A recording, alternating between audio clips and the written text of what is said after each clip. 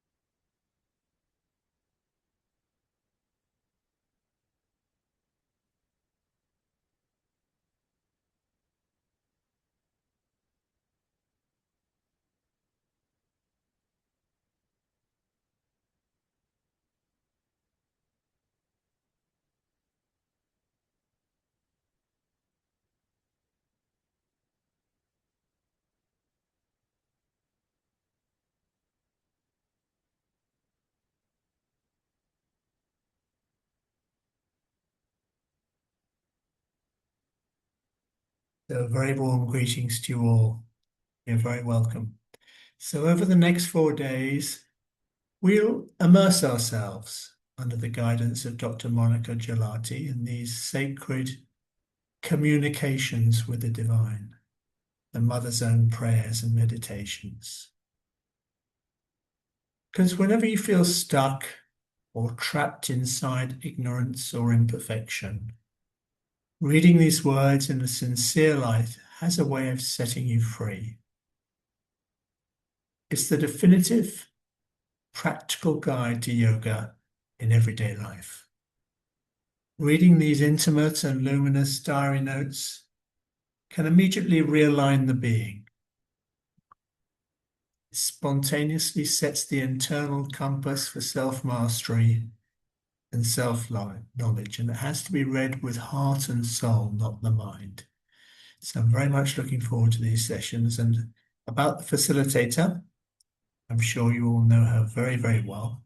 Dr. Monica Gelati, she's an immunologist by training, who realized that scientific research was not her calling while studying at the University of Zurich. And cancer made her realize that her truth was the way of the heart, and she lives fearlessly through every moment, reading every inner message to meet the challenges of existence. A relentless explorer, she feels graced to be on this inner journey, hand in hand with her fellow travelers. So over to you, Monica, and I hope you'll very much benefit from these sessions. Thank you so much, James, and warm welcome to some known faces and some new. Thank you so much for joining in. So, prayers and meditations have changed my life, and I think that's what they are supposed to do. That's what the mother put it out for all of us to know and understand, that how we can always, in whatever situation we are, we can always find our way towards light. Always.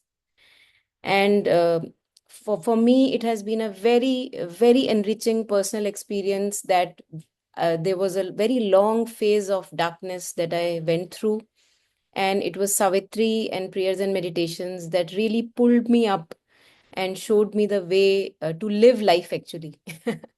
Because we don't know how to live life, I feel. Really, we study so much, we do a PhD here and there, like you heard from James in my introduction, but we don't know how to live a life. The science of living we miss out in our education. How to meet the challenges of life, and how to always find the way towards light and not plunge into darkness, which we are compelled to again and again. So, Mother and Sri Aurobindo came as human beings, so called, to show us that how human beings can find the way towards the divine, which is the true purpose of our life. And even if after them and other mystics showing us the path, if we remain blinded, I mean, what to say? what to say, really. If like there are treasures and treasures around us, you go to the market and you pay 5,000 or 2,000 for a good shirt. For mothers and Sri Aurobindo words, you find them free online. Amazing, amazing. Really, they're like just, we are swimming in them. And if we can't make use of them, I feel what a shame, really. So want to start with from the beginning. It's always good to start from the beginning. And the beginning is, as mother says, about the story of creation.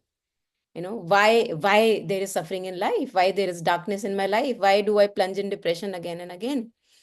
So mother says, for us children, she explains it in a very easy way. She says that earlier, it was in the beginning, it was only the divine. There was no one else apart from the divine. And to have enjoyment, to have delight, he manifested out of him the powers. First the Aditi, and then the Aditi manifested the four powers, which went out into and created the creation. They were supposed to create the creation. So these four powers were bliss, uh, what do you say, truth, bliss. I always forget. Everything seems similar, all the positive ones. Truth, consciousness, bliss, and life. Okay. So Sat, Chit, Ananda, and then life. All these positive powers were to be manifested out and to create the creation. Now, what happened, as I understand it for my mind, it's like as a parent, I give money to my child, okay, go and buy butter and bread. And the child goes out, and when he's in the market, he has like 500 rupee note or something in his hands. And he thinks that now I am on my own, no one is looking. I can do whatever I want with this money, right? So the child disconnects from the parental guidance. And mother says something like that happened to these powers, that they just thought that they are powers in themselves without the divine presence. So when they thought that, a negative turn happened to the manifestation, and that was the opposite of each positive power. Like truth becomes falsehood. That's why we see so much globally. We now see falsehood rampant. In us, we see falsehood rampant. And we wonder, why do I need to work upon my falsehood again and again? This is why, because truth became falsehood. Then consciousness became unconsciousness. Chit became unconsciousness. Then bliss, ananda, it became suffering. And life or immortality became mortality or death. Now, this was the basis, inverted basis. And to save the creation from this horrible thing that happened, they say, mother said that the divine mother put a portion of her in this darkness, in this negativity, so that this portion, which is almost like you can feel that as if it's like a small magnet, which will be pulled up towards the divine, the iron, or another magnet, which to be pulled up. So the mother put a divine portion in each and every part of existence, so that that divine portion may aspire towards its own self, and hence bring the whole negative creation to a bright union with the divine. No, for me, this story becomes very handy. It comes very handy because whenever I face any challenge in life, any disappointment in life, any darkness in me and in others, I say to myself, oh, this is why. This is why, because everything upturned. Now, where is the light? Where is the mother's portion?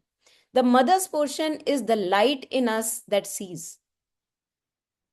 The light in us that can know what is love, what is not love. The light in us that can see my thought, and by looking at that thought, it knows with discernment, just a knowing is there, which is the thought I should follow and which is the one I should not follow. I may fool myself, and we do that, for a long time of our life. But this knowing is present.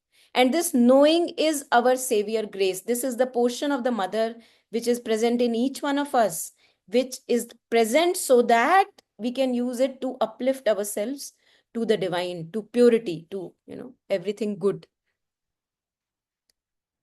right? So these prayers and meditations, how do they come handy? They come handy for us because wherever mother faced challenge and difficulty and darkness in her life, in her journey as a human being, though she is fully divine, but she has taken up the cover of the human being and facing the challenges of a human being, she uses this divine part in herself to pull herself up again to the divine in that particular situation. You understand? So we have no space for the darkness to prevail, because in general human life, what do? We plunge into darkness again and again. We plunge into negativity again and again. We forget that we have this divine portion. And then some friend has to come and wake you up. Hey, knock, knock, knock. But you can choose, choose the light, like that. So she is like, knock, knock, knock, choose the light. Who stops you? So I feel that again, in the beginning of the prayers and meditations, if we have the book, she says that this book is meant for those who aspire for an utter consecration to the divine, right? So I of course, we can use bits and pieces of the mother's prayers to share it with any friend. But if you are not yet convinced that you don't want this, that you want this life to be consecrated fully to the divine, I don't know how much this session can give us, right? But if somewhere in your life you have suffered enough, you have toiled enough, and now you're on the threshold that, okay, I just want to in some way give my life to the divine and let it be used in whatever way the divine wants to make use of it. This is what I want to do with my life. I don't want to waste any moment of my life. Then these prayers are like treasure trove, they're life-saving grace. So we are not here to convince anyone, but those of us who are convinced that this is the way for them to go, let us embark on the journey. Hmm?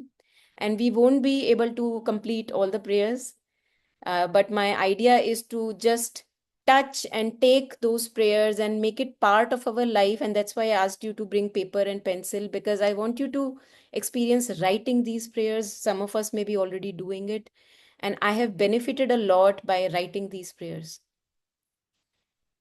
because then it becomes your prayer, not mother's prayer. It's like your personal thing.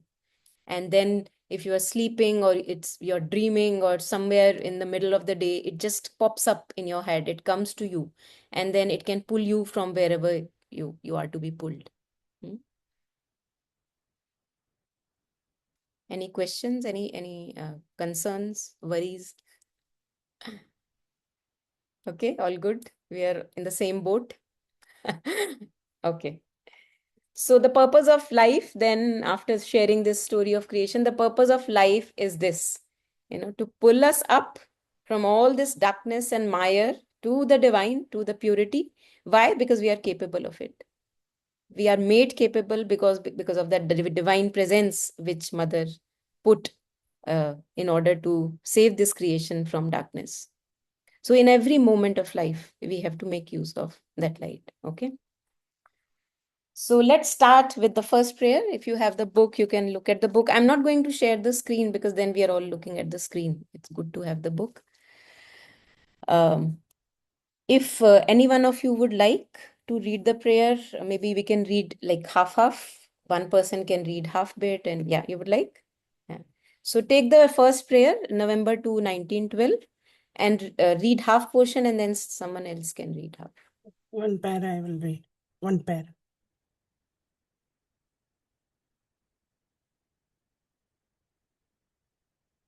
November 2nd, 1912. Although my whole being is in theory consecrated to thee, O sublime Master, who art the life, the light, and the love in all things, I still find it hard to carry out this consecration in detail.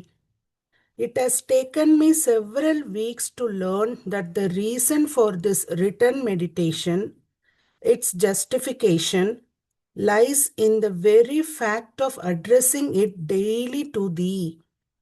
In this way, I shall put into material shape each day a little of the conversation I have so often with thee. I shall make my confession to thee as well as it may be, not because I think I can tell thee anything, for thou art thyself everything, but our artificial and exterior way of seeing and understanding is, if it may be so said, foreign to thee, opposed to thy nature. Still, by turning towards thee, by immersing myself in thy light at the moment when I consider these things, little by little, I shall see them more like what they really are, until the day when, having made myself one in identity with thee, I shall no more have anything to say to thee, for then I shall be thou. This is the goal that I would reach. Towards this victory, all my efforts will tend more and more. I aspire for the day when I can no longer say I, for I shall be thou. Thank you, Padmaji. Anyone else wants to go ahead and take the rest of the prayer?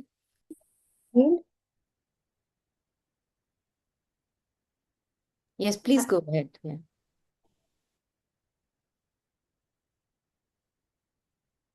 How many times a day still I act without my action being consecrated to thee?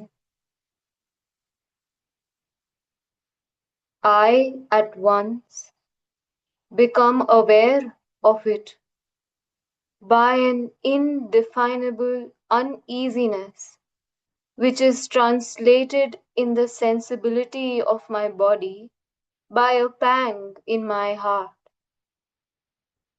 I then make my action objective to myself, and it seems to me ridiculous, childish, or blameworthy. I deplore it. For a moment I am sad, until I dive into thee, and there losing myself with a child's confidence, await from thee the inspiration and strength needed to set right the error in me and around me, two things that are one.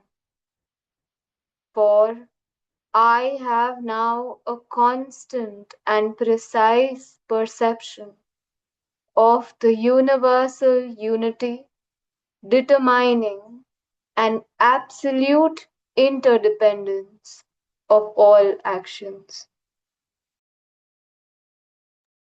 Thank you.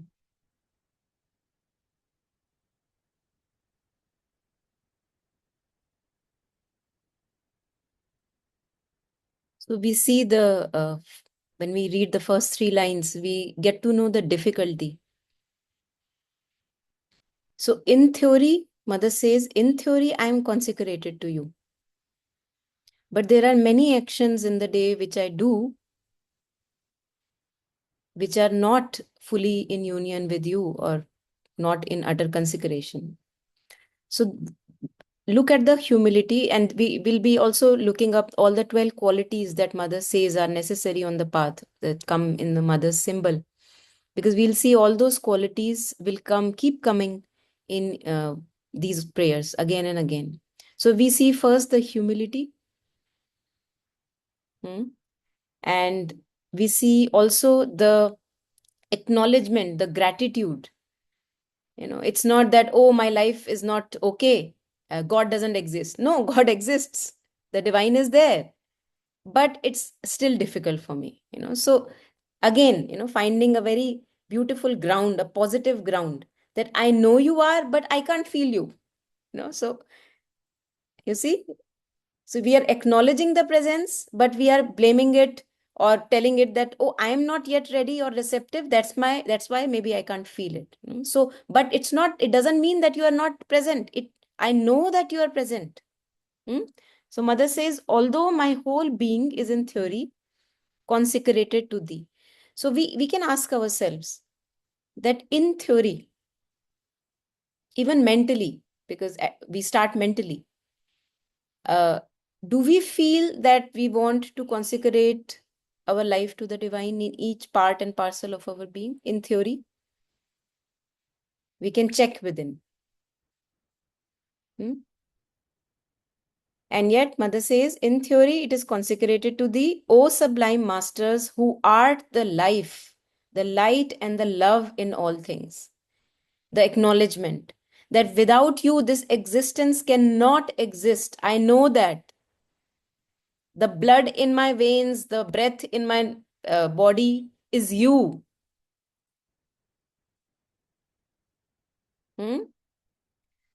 Yet I still find it hard. Now here we can relate. We can relate because many a times we do an action we may not have wanted to do. We blurt out a word. We have an evil thought about somebody we may not like that much. Maybe in a difficult relationship, in an entangled relationship, or to a stranger, we may have an evil thought, even to a stranger, ill thought, negative thought, a judgment. And the moment we notice that judgment, we see, oh my God, from where? I don't want this to be there, but it's there. And the thing is that we not only at times can't notice that the judgment is there, we actually because things are running too fast at times, without noticing, we act through that judgment that we have about the stranger or a person or the situation. And suddenly in retrospect, we kind of, awaken ourselves and we see, oh my God, no, I didn't want to go here, but here I am. Okay. So why this? Because all our vrittis and sanskaras, they have a momentum. They won't stop suddenly at once. And the psychic light is on. We can see. Otherwise, how can mother say that my being is consecrated to you? So we see that the psychic is already awakened. Even after the awakening of the psychic, it is good to see for us that the path is not easy. The challenges are still there, but the light is there to tell me that, I can stop.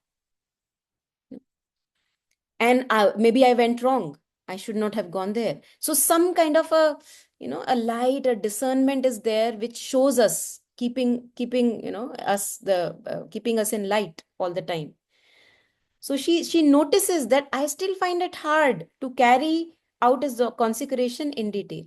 But this is what I would like to do. So we see the aspiration, one of the other qualities. We see constant aspiration that this is what I would like to do, that each thought in me, each feeling in me should be towards you, should be full of purity. No negativity, no darkness I want. But it's not like that at the moment. It has to, and then mother talks about the writing to the divine. Now, this is something which either we can do in writing, to whom it comes very easy or naturally. At other times, we don't have to worry, because at times to other people, it may not come naturally to keep writing about, making a journal to the divine. But I have felt in my life that we can constantly talk to the divine. Tell the mother, show the mother. Because this is what I did. I did not write, but I wrote the prayers, but I did not make a journal and wrote to the divine. But I saw in myself that I was talking to the mother. I was showing it to the mother, which is as good as writing to the divine, because it is making it concrete. So the moment I saw any bad tendency in me, or weak imperfection in me, weakness in me, which I did not want in my being, but I saw it was there, what I did was I showed it inside to the mother. Mother, see, this is there. And mother, I don't want to follow it. And then what I did was, once I gave it to the mother, I forgot about it. I did not indulge in that particular tendency. At other times, even if I was indulging in that tendency or a pattern, while indulgence, constantly the mother was with me in my thoughts, in my feelings. So again, I remind ourselves of that story in Ramayana where Vibhishan is eating non-veg and the monkeys are complaining that he belongs to us now and we are all vegetarians, and he keeps on eating meat because of course he's an asura. But Lord Ram says that you don't worry, he's with me all the time. And what Vibhishan is found doing is that whatever he's doing, he's always keeping Ram in his thoughts, in his feelings, in his actions. So even if he may be eating and killing an animal for eating, he's keeping Ram with him all the time. That I would not like to do this, but this is how I am. Can you help me change? Like that. And slowly, slowly we see that he completely changes. Because even in the indulgence, he's keeping the company of Ram. So no matter if I can't change right now, no problem. But we can always tell mother, I am consuming this, I am indulging in this. And I would not want to be here, but you know the best. So what happens is, what can I share from my experience? What happens is that in some experiences, you see that the circumstances change in such a way that it's not possible for you to indulge anymore. No? You must have seen. Either the situation completely changes, or the thing is taken away from you, you completely become a changed person, or the people who are maybe causing you to indulge are taken away from you. So many things can happen, permutations and combinations. Why? Because just there was this aspiration in you that mother, I don't want to be here, but I'm here.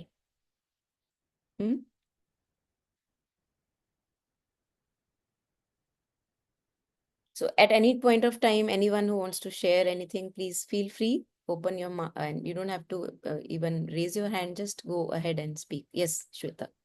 Yes, so I just wanted to add that what I've felt it that sometimes when I want to engage in something and I, like just watching something also, somehow the joy is taken away. The idea with which I start watching some movie, and I just feel, मुझे नहीं देखना. It comes back to, like, चलो, like, let's read something. So even if I try to engage, then वो छूट जाता है. So that is what I feel, like, Beautiful. because yes, yeah, I tell, like, कि नहीं देखना है, but देखना है.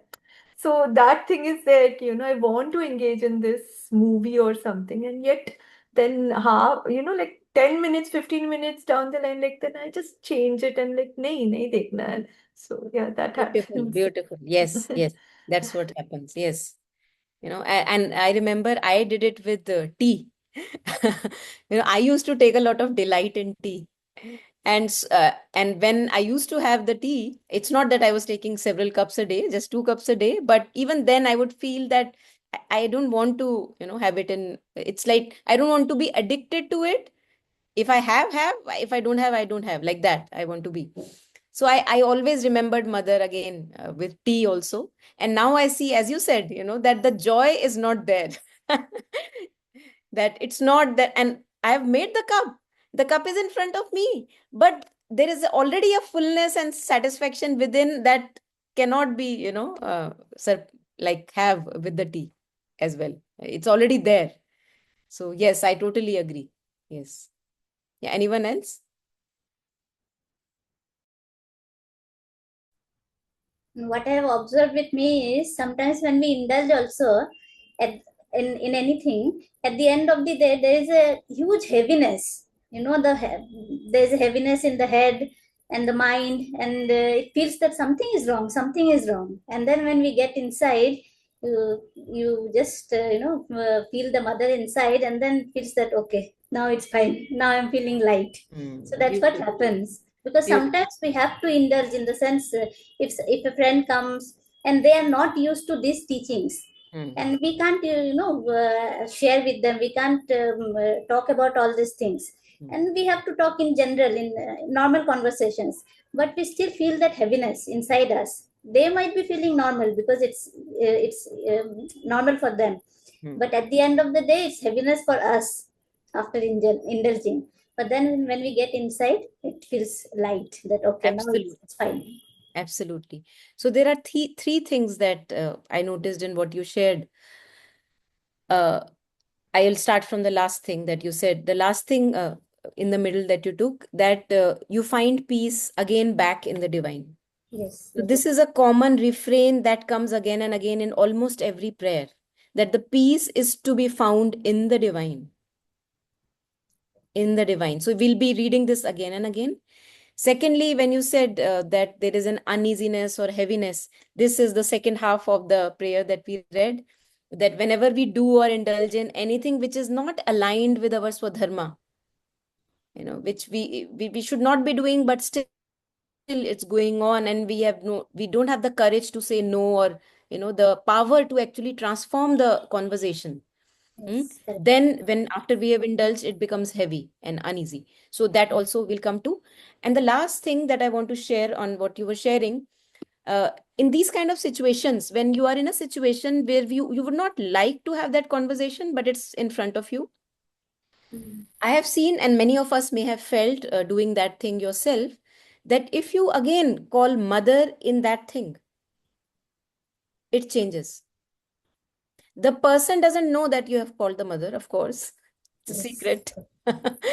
You yes, know, but you have called Mother and Sri Aurobindo, their presence in the front of that person who is talking to you, or maybe indulging in conversation which is maybe very petty. You would not like to indulge in that, but you call Mother and Sri Aurobindo.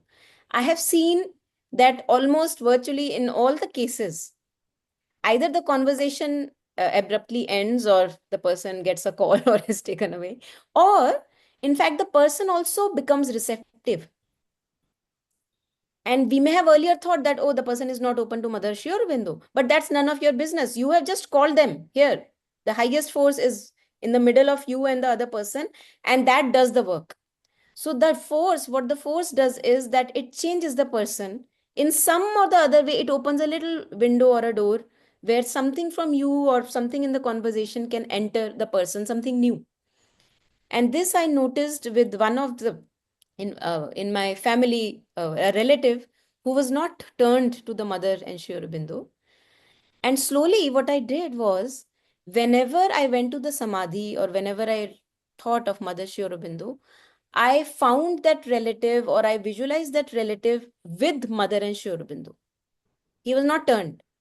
Okay? The relative was not turned. He had no inclination to turn, but it was an open situation.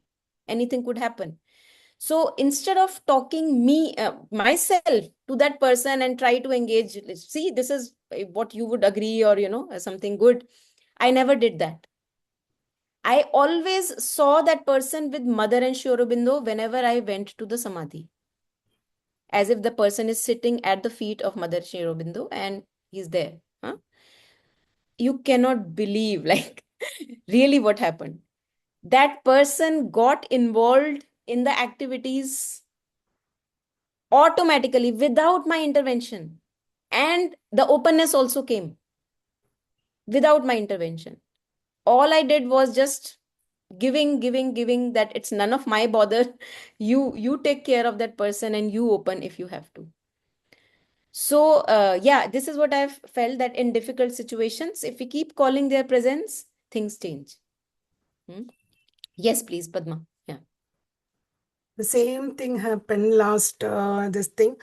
For the past 1 year, I have to go to my younger one son's to pick him up because of bus timings is late. Whenever I go, the receptionist used to ask about my son's, what he is doing, where he is going, which I don't want to share with anyone. That is personal, or I won't share anything about my personal thing.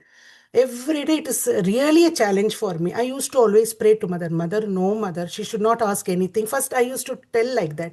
Then I thought, whatever happens, no, let mother take care. No, why should I tell mother? You should not, she should not ask. Why should I can't tell mother to act according to my thought? Then I realized after many months, then I realized, mother, now I will not tell like that. Whatever happens, it's you.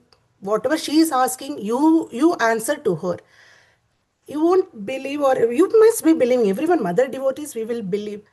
The same person, what happened, she didn't talk anything about that. She gave me one information that happens in the last August. She told me, Padma, you know one thing, we have got direct flight to Pondicherry. I was shocked. Pondicherry, from Pune to Pondicherry. I have not known. If I would have not known, every month I would have gone. No, then no. You search it in the Google. She gave first information, and immediately what happened? I prayed to immediately mother.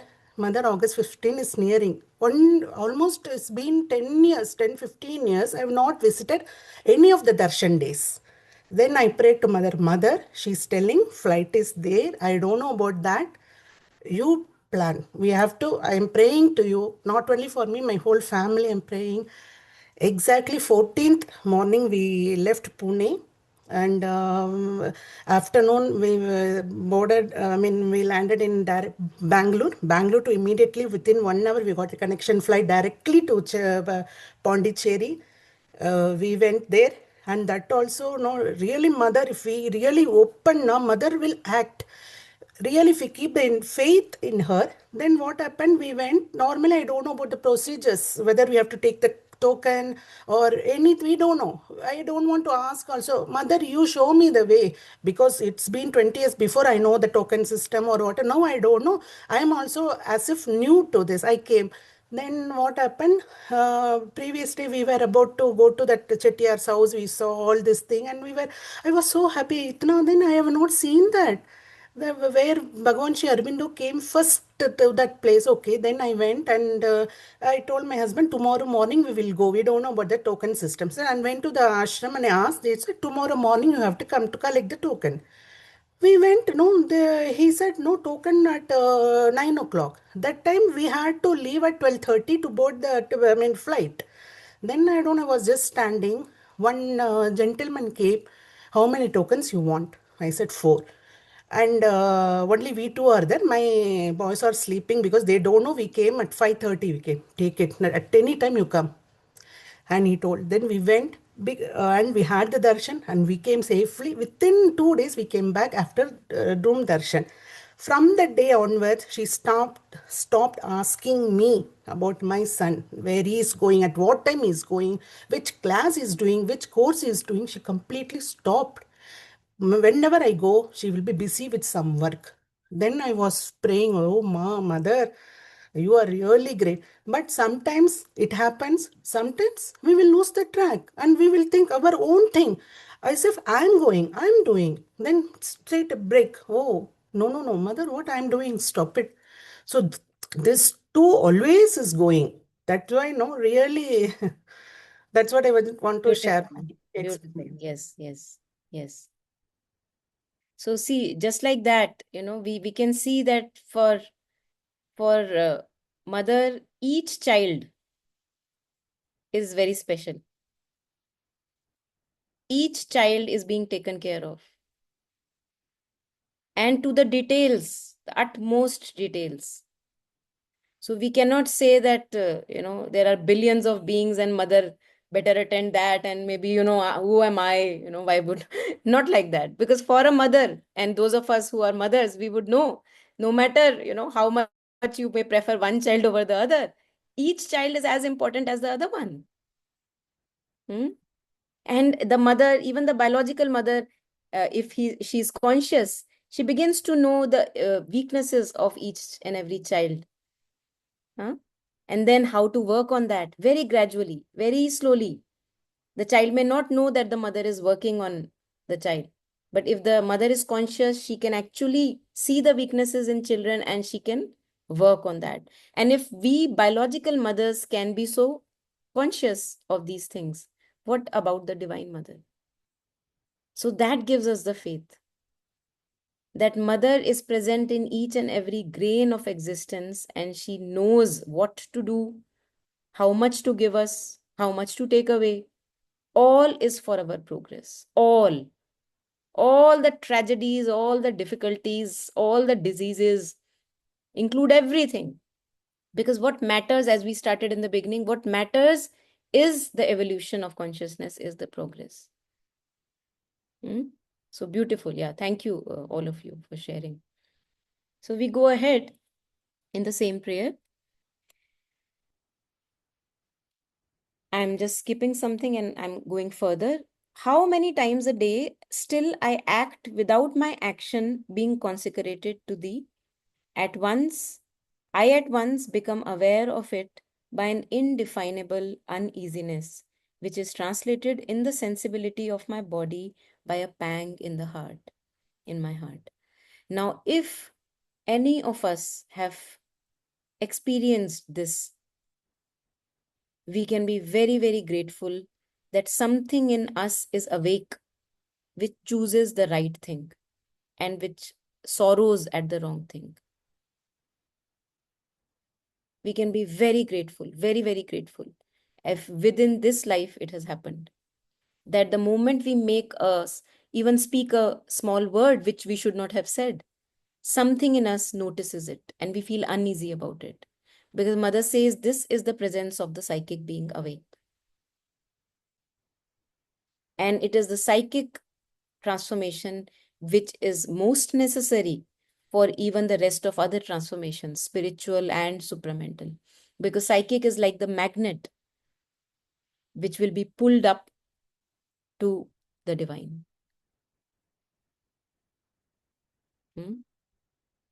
So if that has awakened, and if after doing anything wrong, which is not in alignment with my swabhava, with my swadharma, I feel a pang in my heart. Beautiful. Bravo. If this has happened, or if this is happening. Because at times we do so many things in our arrogance that we don't even feel bad about it. We think, no, this is what the other person deserved.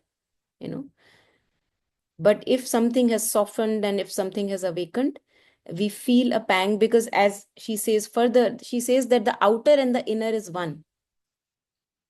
So even if there is a lack of harmony between the person outside and me, which at times it happens, very often in our life, I cannot blame it on the person. What I have to do here is to change something within myself. And as we were all discussing, that we changed something in ourselves and the outer changed. So the lever is in your hands. Don't think that the outer situation first has to change for me to change. We always keep waiting usually. That is why so much, so many years are wasted. We think that, why should I change? The other person should change. Why should I make all the effort? He doesn't change. Look, so many years he has been the same, she has been the same, But the thing is that the very fact that I know that something can change. And where do I feel empowered? We have to ask ourselves, where do I feel empowered? I feel empowered when I feel, yes, I have the possibility to change. So make a shift. But I don't feel empowered when I put it on the other person or the outer situation that, oh, so such a sad situation, I feel powerless. There I feel actually powerless because I don't have the lever in my hands to change that outer thing. But if we just make a little shift, because it's the ego which says that, that person should change, I should not change. Because the ego doesn't want to move, it wants to stay concrete. But if we can just come a little down on the ground, and if we say that, oh, but he may not have the possibility, I may not have the power to change that, but I do have the power to aspire. I do have the power to call mother. Why don't I do that? Just a very little shift, very subtle shift. Nobody even knows. Nobody even congratulates you or praises you. Yes, it's that subtle, but it changes. So that is your contribution, that is our contribution in the society. Because the moment we make that shift from within, we don't even know that we have made a shift and a ripple outside. We have not contributed to that poison which has led to the disturbing situation. So Mother says First of all, as I shared, that if this pang is there, beautiful, because as mother talks about at a different place, she also talks about the psychic mirror, where she says that when you lie down in your bed at night, just revise all the things that you have done through the day. And you would see that the one where you needed to change, it'll just like pop up on that mirror. It'll show itself. Oh, that word, that attitude, you know. Oh, I could have done better, like that. It would show on the mirror. It's like a magical mirror which shows. Huh? But it can only show when we want to see. If we don't want to see, it will keep showing, but I don't want to go there. I don't want to see. The ego is very strong. So it needs a little softening of the ego, mellowing down that, yes, I want to go towards light, although I see darkness in me. And then the mirror opens and we can see what needs to change. And Kabirji has put it in this way. I would share with you. He says, हृदय माही RC और मुख देखा नहीं जाए, मुख तो तभी देखिए जब दिल की दुविधा जाए.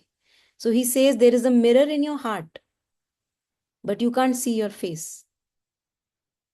You can see your face only when the confusion and the obscurity is not there. When you want to see, basically.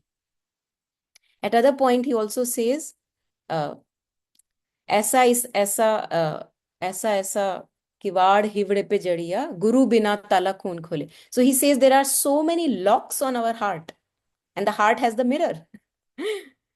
If the locks don't open, how would you see the mirror? So he says so many locks on the heart. Who will show you the path if not the guru? So what happens when we have a guru in our heart? We bow down. We say, I don't know, but you know. The moment we say, I don't know, but you know, the lock opens. And we can see where the change can be made. So, how many times a day still I act without my action being consecrated to thee? I at once become aware of it by an indefinable uneasiness, which is translated in the sensibility of my body by a pang in my heart. Why the sensibility of the body? Because the emotions are very much connected to the body. The body speaks. The body speaks through diseases that manifest. The body speaks through pangs in the heart. Notice yourself when you are jealous, when you are ambitious, when you are burning with a desire, where all you feel the body also burning. We will feel that the body is communicating. So she says that I feel it in the pang in my body, as a pang in my body. I then make my action objective to myself, and it seems to me now ridiculous, childish, or blameworthy. So I say, oh, why did I do that? Like it was very childish. We often say to ourselves. And then mother says that after blaming myself and seeing it as a childish thing to do, I deplore it. For a moment, I'm sad until, now this is the remedy that earlier Ronita Di was talking about. Until I dive into thee. Remedy for all the problems. Plunge into the divine. But here, plunging into the divine doesn't mean that we leave our worldly responsibilities. No, no, no. Plunging into the divine in prayers and meditations as we see it is that all of our being just belongs to the divine. Thoughts belong to the divine, the feelings belong to the divine, we ask from the divine, we give to the divine. Everything is happening in that immersion. There is no expectation from anywhere, although we are doing our work. As mother says, never trust or never rely on anyone but the divine, because you fall on your nose and at times it hurts very badly, she says. So to rely completely on the divine. The source of happiness is the divine. That is what is meant by plunging in the divine. Okay, so until I dive into thee, and there losing myself with a child's confidence. You must have seen how little children, they may be playing very happily here and there. They may not notice the mother who is sitting and she's not needed at the moment. The moment the child gets hurt, he comes running to the mother. goes to that bench, hides his face in the sari or wherever pallu, and then until he feels satisfied, he goes back to play again. So we are like that. We don't pay attention to the mother until we get the hurt. Now, where is the mother? I want to go and hide myself in the mother. But that's a good thing, because at least we have the mother always, there for us. So make use of it. So mother says, until I dive into thee, and there losing myself with a child's confidence that, okay, no matter how much I am hurt, but mother is there. Even for a biological child, it's so important, the presence of mother. That always in the mother, I can find the comfort and the solace, no matter how far I may have gone in my mistakes and errors. Because a mother has that unconditional love towards her children. With a child's confidence, await from thee the inspiration and strength needed to set right the error in me and around me. Two things that are one. See? So, the change is to be made not only within, we also keep on working on the outside situation, but from a very gentle and very humble ground, very grounded situation, that at the same time, I work on me from within, and at the same time, the outer situation also are being worked upon by me with the guidance from the inner light, from the mother. So it's not the ego working now. The ego is at the feet of the mother. And it's asking, mother, give me the light, give me the inspiration. How should I talk to this person? Should I say a word or should I keep quiet? So yesterday only, one of my boys, he was asking, so what do I do? Do I do this or not? Very easy. Whether I say yes or no, and then he can. But I didn't say yes and no, yes or no. I said, no, you give that question to the mother and wait for the answer. And today he said, no, I haven't found the answer yet. What should I do? Now you tell me. So I said, no, I am not entering the situation. You await, wait, keep waiting for the answer and let it come. You would know. So perseverance, another of the 12 qualities. So we wait for the answer. And there is no rush to perform a duty or an action. There is no rush, because in confusion, we should not act. That is what wise people have said. And even if in confusion we act, which we do many a times, we enter into a deeper blunder, and then again we can be pulled up, no problem. But in confusion, if we can stop to act and await some inspiration and guidance, that's the best way to act. And mother says that when somebody asked, is that always the highest that is happening in our life? Mother says, no, it doesn't happen. Highest happen only when you are in the highest possible consciousness at that moment. And we have that possibility. Every moment, all of us, we are connected with the mother, and we are open, we are receptive, we are allowing her to mold us with our free will. So always we have the possibility to work from our highest guidance. And we have to do this. If not now, then when? Because the world, we can see globally, the world is in such a turmoil.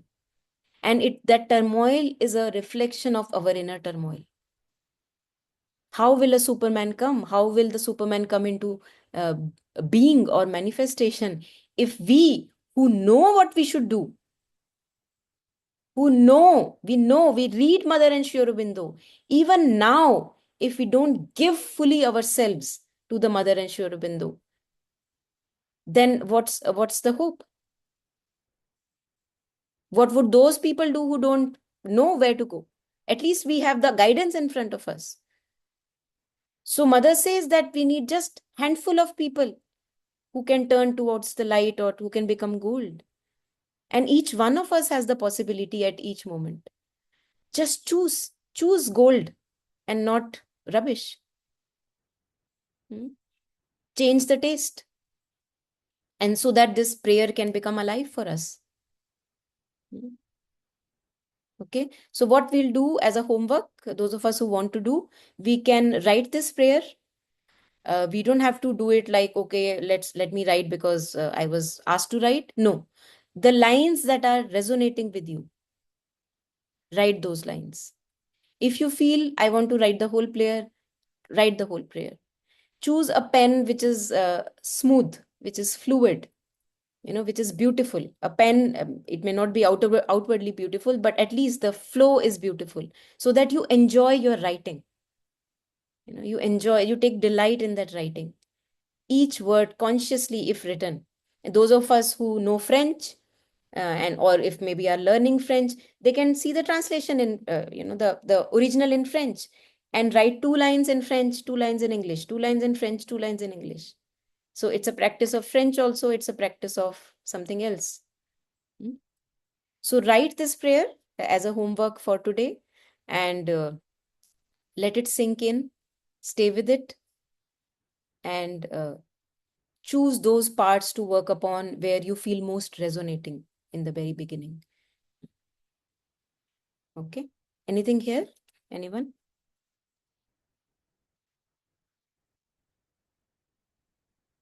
Okay, so we can then maybe go ahead. We take November 3, 1912. It's a small prayer, short prayer. Anyone who wants to read next, please take up this prayer, and only one person can complete the prayer. Yeah, please. November 3rd, 1912. Let thy light be in me like a fire that makes all alive. Let thy divine love penetrate me. I aspire with all my being for thy reign as sovereign and master of my mind and heart and body. Let them be thy docile instruments and thy faithful servitors. Thank you.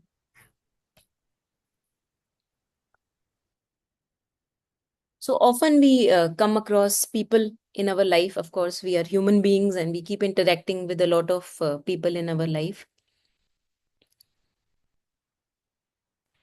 And one thing which we see commonly is that mostly every human being, or not only human being, even sentient beings, living beings, other creatures, they want happiness. They don't want to suffer.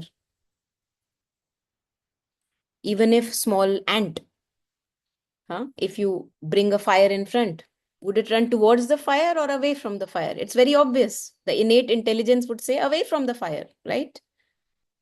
Because no one wants to suffer. They want to be fine. So I see this prayer as I see that suffering. I see the collective suffering. I see the collective want for happiness and being fine. Everyone wants to be fine. No one wants to suffer. Now, I also see it as everyone also begging for something. Begging for respect, begging for very subtle begging, begging for to be accepted. How happy we feel if somebody smiles at us. Have you noticed? Very subtle. And how disappointed we may feel. We may, not all of us, but we may feel at times if a person doesn't behave properly to us. Even a stranger. Why did that person have to make a face to me? Like that. We don't want to suffer. So in subtle sense, we are always asking for something. If you can see that. We are asking to be accepted. It's not a loud ask. Very subtle ask. Because somewhere each one of us wants to be a worthy being. And if we don't get that, we get disappointed. And usually it is seen that from people you can't expect, because things, go haywire. We feel like puppeted around. So Mother says, let thy light be in me like a fire that makes all alive. Let thy divine love penetrate me. And what does love do? Love by its nature is giving. The moment you name love, it's giving. Love never asks for anything in return. It gives. So when we see this collective human condition, that everyone is actually subtly asking, I am also asking. Okay. I also see myself. I am also asking. Now, there comes a time in our life where we say that enough of this begging. How far do I want to go? I don't want to ask anything for me now. I've seen this in happening in me, that I was so disgusted of my asking. I said, I just want to put a full stop to this because I see others also asking suddenly. See, you may be a CEO, you may be a ashram person, you may be like a big individual in other people's eyes, but that subtle asking never goes away somehow. And when you see that, it brought me so much of disgust and also seeing it constantly in myself. At one point of time, I really resolutely, I said, Mother, this is enough. I really don't want to ask anything for myself now. I want to give myself to you. Okay. So Mother says, let the light be in me like a fire that makes everything alive. So wherever you go, whatever, in earlier times, we had these stories that somebody would touch something and it would turn to gold or it'll become alive or whatever. So you have how to have that light, how to have that energy. I feel, I may be wrong, but I have a feeling that we can have that light and energy and, that's vibrance only when we can stop asking for ourselves. Think about it. Go according to your experience and see it for yourself. And maybe you have seen people in your life, who actually gave and they were full of energy. Who knows? So a fire which is constantly brimming up and up, it's going up to the divine. It goes up and up to the divine. How does it go up and up to the divine? Because whatever you see, the moment you see something in you, outside of you, which is a botheration, you put an ahuti. The moment you put an ahuti in that fire, it burns furthermore. It burns furthermore. And you become this fire. You become this fire, going up and up towards the divine. So nothing else is of your concern. You do whatever the task is in front of you, you do it as best as you can, always being in touch with the mother, wanting nothing for yourself, no respect, no fame, no recognition, no praise. Why are you doing it? Because this is what is in front of me. And I want to just give myself to this work in as best possible way as I can. The moment you see anything which is not worth the presence, you offer it to the divine. Even if a kind of a vanity comes that, look, I'm so good, and you notice it in your being, that thought or that feeling, you offer it in that fire. And it burns and burns. And this is the fire of your true consciousness. It keeps on going up to the divine, and the ahutis that you put in makes it alive. And that energy can be felt by everyone around you. It's not that you're doing it so that others can feel it, but you are ready to give yourself because there is so much energy when you are not draining it. When you are not thinking and obsessively going round and round in your head about you and your stories. Even the story, when it comes up, you put it in the fire and the fire rises up. So you become this fire. Let thy light be in me like a fire that makes all alive. Let thy divine love penetrate me, a love that just gives. Because you have seen for yourself that it's just an asking, continuous asking, and you don't want to be a part of it. Okay? So you give yourself. And in some of the other prayers, Mother also says that, oh, I see the misery and suffering in people. And I want to, give myself, make me a burning brazier, Mother says, so that I can consume all that suffering that is there and burn it and keep offering it. We'll come to that later. Again, a beautiful prayer where she says that I see the collective suffering, and of course, I don't want to add to that suffering. How can I be of help? So she consumes, make me a burning brazier that consumes all that suffering which people are suffering from, so that their life can be filled with light. I aspire with all my being for thy reign as sovereign and master of my mind, heart, and body. So again, you see a self-giving. It's like ahuti. You look at your being, the body, the mind, the emotions, the stories that you have in your life. You look at the complete aggregate. And the moment you look at it or become conscious of it, you put it into this fire. You give it as an ahuti to this fire. This fire is the fire of true consciousness. This is the real you, real us. And Sri Aurobindo in Synthesis of Yoga also says that all these things have to be, all these enemies of the spirit. He names all the negative qualities that we have: jealousy, ambition, lust, greed, you name it, you have it. All these things, he says, these are enemies of the spirit, and they have to be ruthlessly and offered at the altar of the spirit. So the moment you put all these enemies into this fire, the yagna, the fire rises and blazes up and up. And you can feel that energy in your life. You feel that energy. All of us, I'm sure, to whatever extent we have done this in our life, the consecration.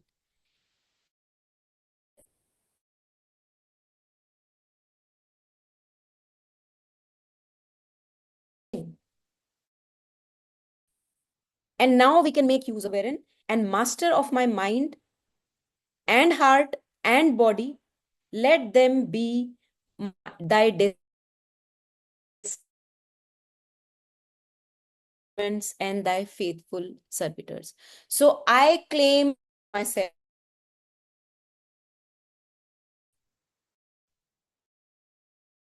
This being belongs again and again, again and again. You make the best of them.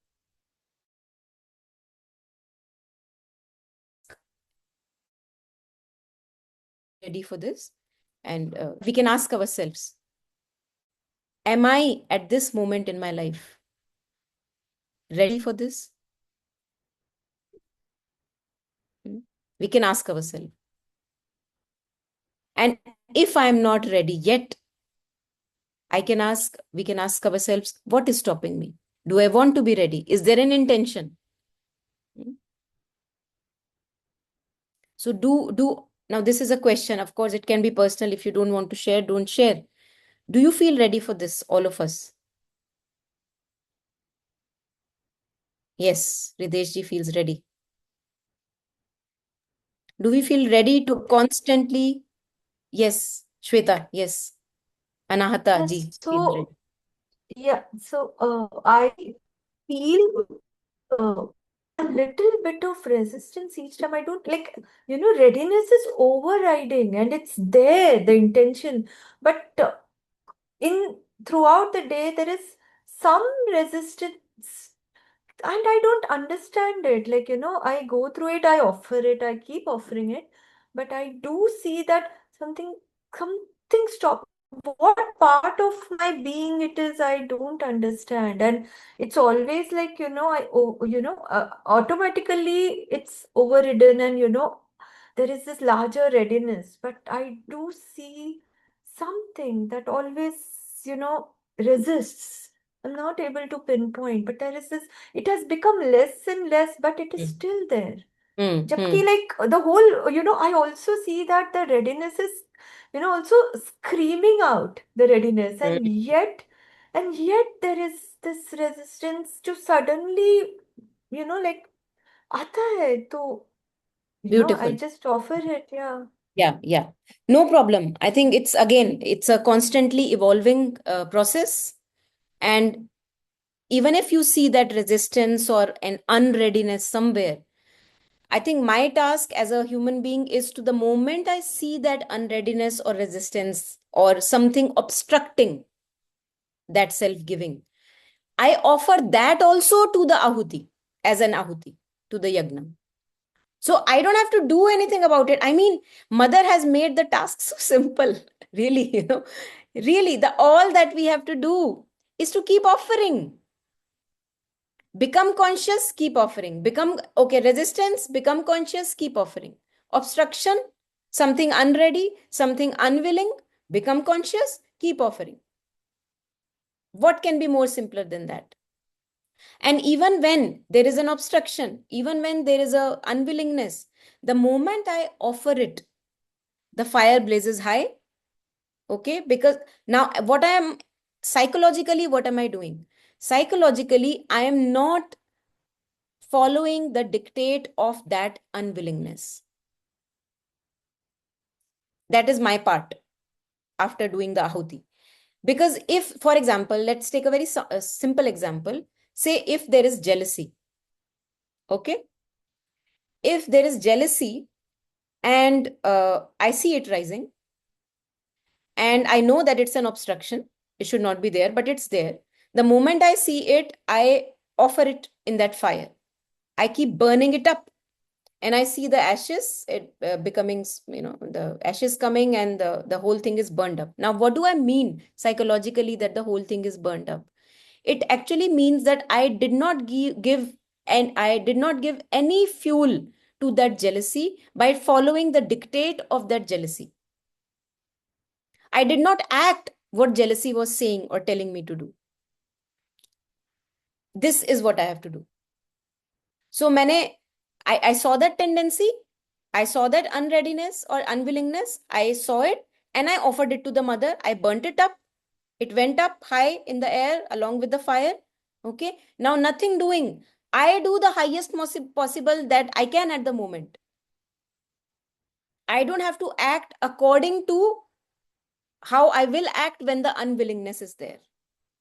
So psychologically also, I think parallelly, we keep doing that task. Now, there's another prayer, when you were sharing it, got reminded of it. There's another prayer where mother talks about the small weaknesses and imperfections. And she says the daily activities are the anvil on which again and again these elements will become more supple and they will be tested again and again. So she's ready for that. We see in the further prayers also. So no problem. And all these weaknesses may persist or continue alongside the sadhana going. And that is the process. That's what we see clearly. So we don't have to indulge into that. Oh, this weakness is still there. I'm unfit for yoga. I don't want to do. See, nothing is changing. So we don't have to go there.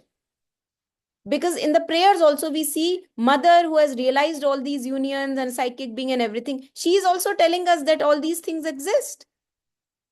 And she's continuing the yoga with them. So the negative attitude should never come. And at least, again, I can talk to all of you because I know that I can say that here.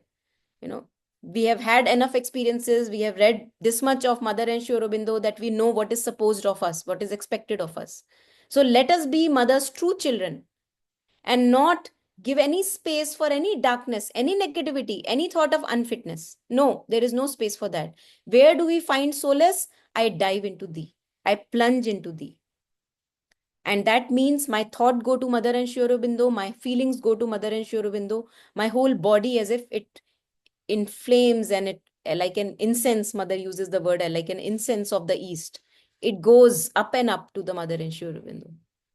So the whole being is constantly consecrated, knowing that all the small imperfections continue. They need to be worked upon.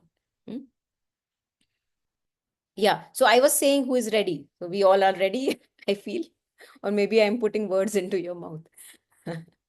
Let us be ready. Okay.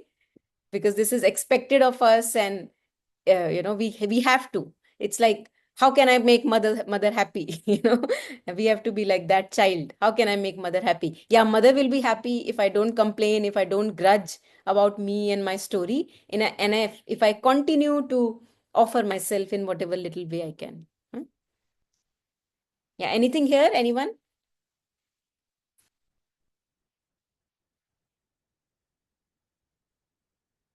So again, this prayer also, November 3, 1912. Again, we can do the same exercise of at home of writing beautifully and taking each word in our being. And when we are writing, that make this being, this instrument, a docile servitor of yours. Feel that, that you're handing over your whole being to the mother and saying, Mother, you know the best. You do whatever you have to do. And this is where equality comes. Again, equality is one of the other qualities, 12 qualities. Huh? How does equality come? Because now you are letting go of your likes and preferences. You are saying, Mother, according to my qualification, I may be fit for this job. But what you are saying to mother is, Mother, you know the best. You know my qualifications. You know where I can be the best used. So I'm not saying anything from my mouth. You do whatever you want to do with this being because you know the best.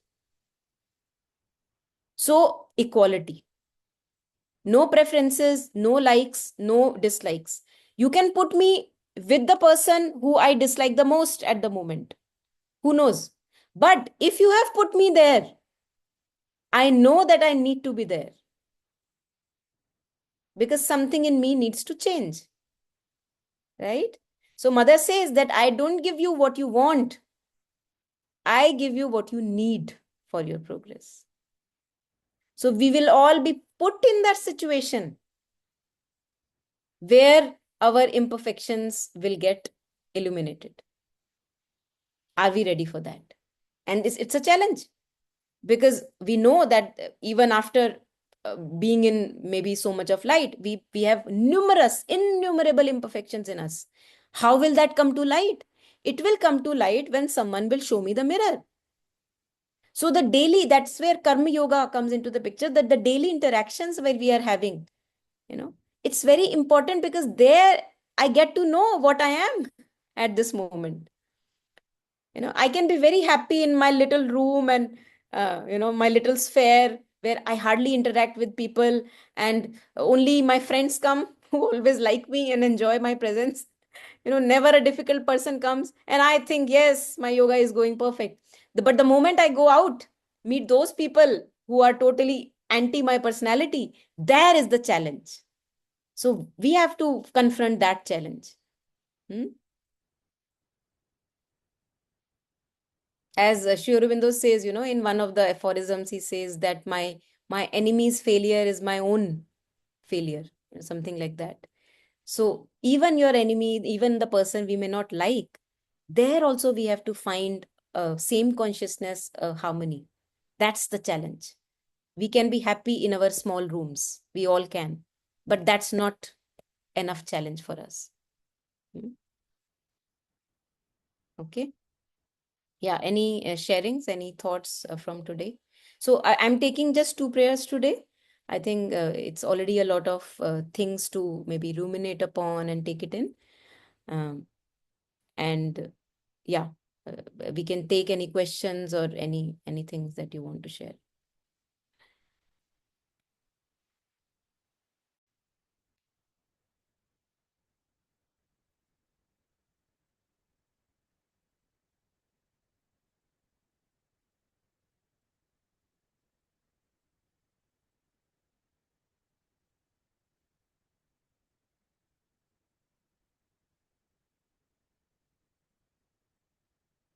Okay, so if not, let's conclude with a small practice. Is that okay?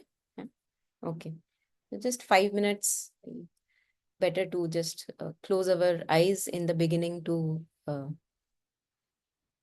de-scatter ourselves or bring ourselves into a poise. Come back fully in the body. Feel your body from toe to your head. Feel your presence in the body.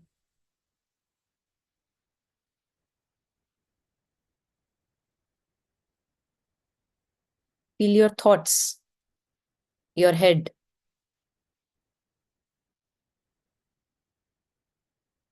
And feel your feelings. They may be there. And whatever is there, good, bad, positive, negative, in the body, in the heart, in the feelings, in the thoughts, light a fire in each and every grain of your being. And you don't need a matchstick for this fire. It's your will that will light the fire, your conscious presence. And starting from the toe, the feet, the sole,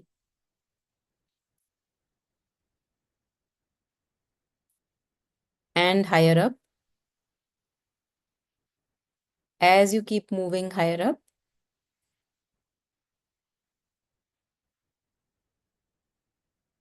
as if the whole body, including the mind and feelings, becomes a flame, a fire, offers itself up to the divine.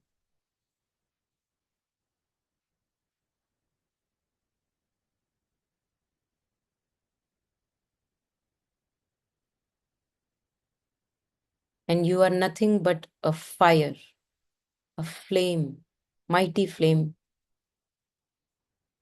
Each part of your being, consciously you have offered into this fire because you want to. All the resistances, obstacles, unwillingness, imperfections, the good qualities, the perfected qualities, nothing belongs to you.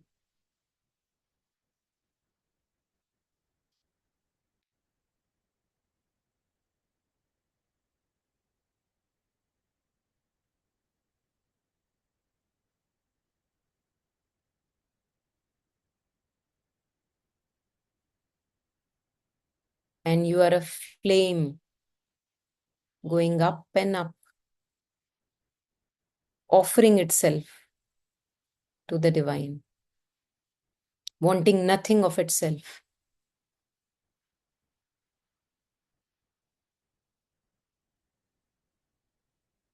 A purifying fire.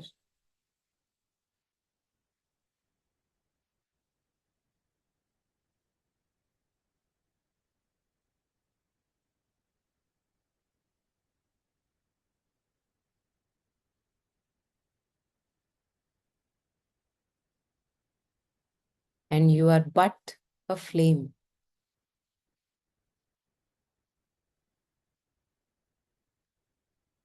And wherever your consciousness goes in the body, in the mind, in the feelings, you burn it up, offer it up.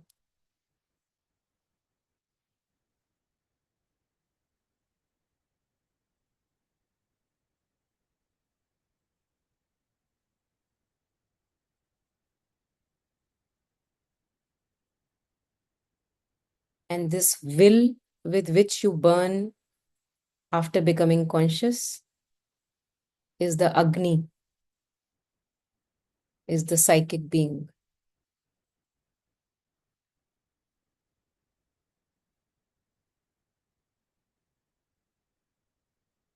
It is the priest of this yagna.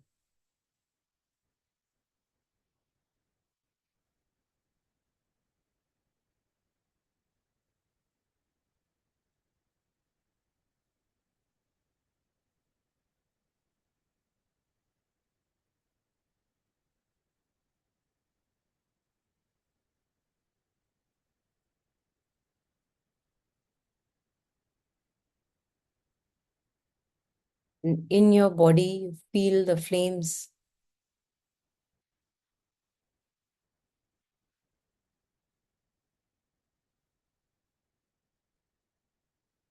which go up and up, offering itself, the whole being offering itself to the divine, wanting nothing at all in return.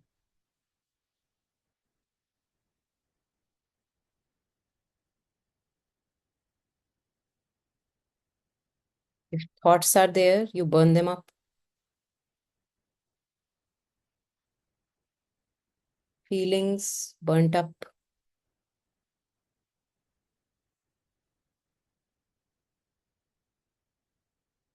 And it's a burning which is kind burning, an offered burning. a conscious burning.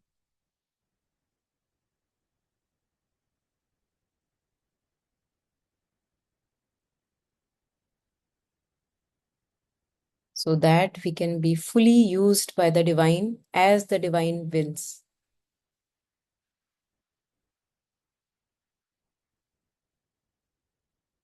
And now see all of us who are joining today from various locations.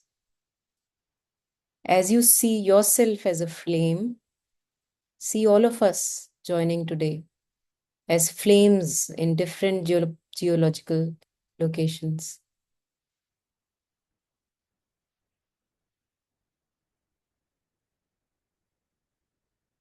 United by this common aspiration of giving ourselves to the divine. No matter where we are, how young or old we are, all these flames rising up in different locations throughout the globe, all in a common aspiration to offer themselves up to the divine.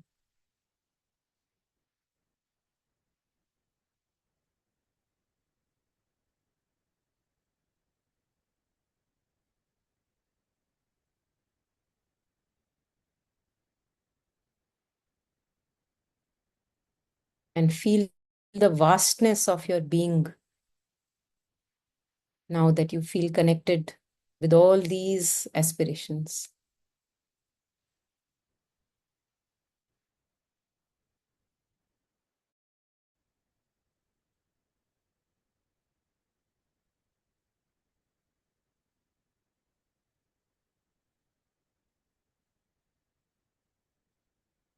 Their flame and your flame is one.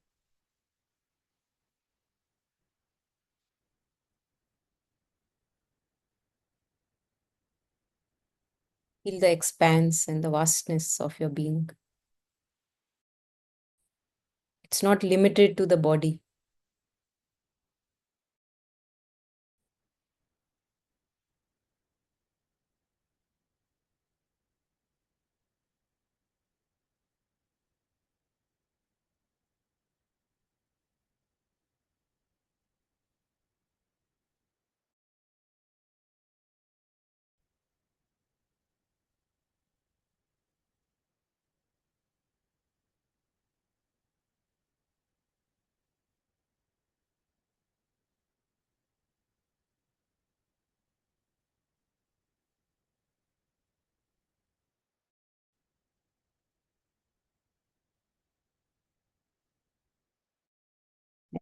Thank you.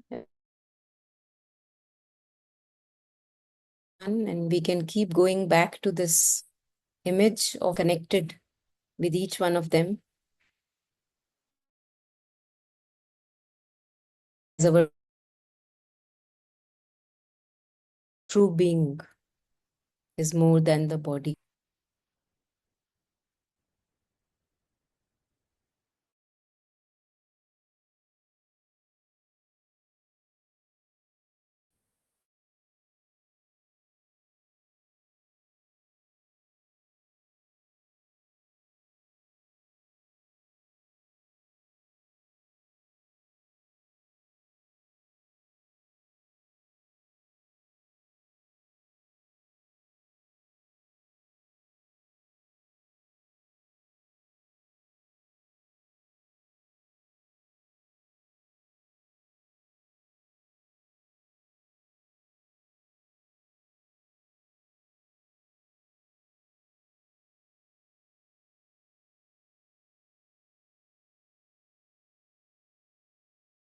Yeah, I'm sorry. The connection was cut. Yes.